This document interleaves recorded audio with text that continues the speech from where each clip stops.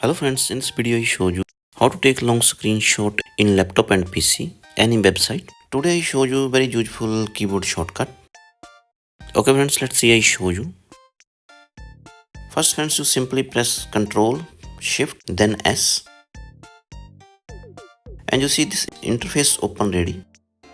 Here have option capture full page, click here. So full website friends screenshot I take ready.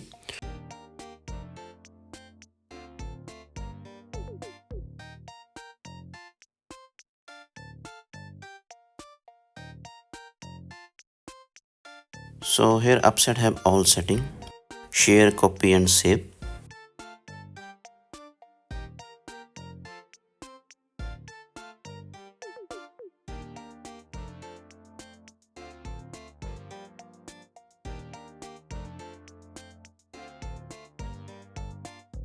So this keyboard shortcut is useful for everyone.